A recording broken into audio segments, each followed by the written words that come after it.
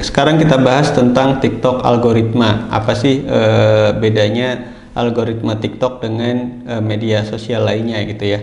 Nah, kalau kita tahu kan kalau di Instagram misalnya, Instagram itu yang bisa melihat konten kita gitu ya, konten post kita itu adalah yang pertama follower kita. Jadi kalau nggak ada follower kita sedikit, ya berarti reach-nya sedikit gitu ya, kemungkinan yang lihat yang secara organik. Nah, ada sih kemungkinan post kita itu akan di share kan sebagai feed oleh Instagram gitu ya, agar orang bisa melihat, tapi itu persaingannya sangat ketat. Nah, makanya begitu kita punya follower cuma 100 misalnya, maka begitu kita post konten, yang pertama yang melihat konten kita adalah dari follower kita. Nah, yang menarik ini di TikTok ini berbeda banget untuk algoritmanya. Jadi cara sederhananya begini, algoritma TikTok. Begitu kita post konten di TikTok, itu maka orang-orang akan melihat konten kita. Nah, gitu ya.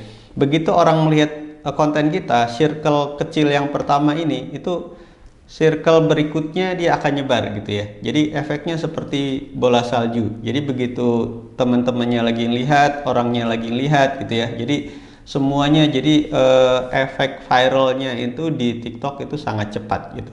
Jadi sebagai media sosial yang baru, makanya TikTok mendapat begitu banyak perhatian, terutama di kalangan anak-anak muda gitu ya.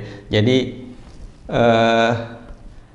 unlimited lah batasan untuk konten kita dilihat oleh seluruh pengguna TikTok di seluruh dunia. Jadi lingkaran pertama dari lingkaran kecil dulu nih, pengguna kecil, kemudian sesama penggunanya nih nanti akan melihat lagi, networknya akan melihat lagi gitu. Jadi lingkarannya makin besar sehingga banyak video TikTok tuh yang dilihat oleh jutaan user gitu ya, kemudian bahkan ratusan juta user di TikTok. Nah, jadi ini yang sangat menarik, dan kalau di manage dengan baik, maka kemungkinan konten kita akan viral itu lebih cepat dengan kita membuat konten di TikTok daripada di media sosial lainnya. Oke, berikutnya nanti kita akan bahas bagaimana cara membuat ad account di TikTok Ad Manager.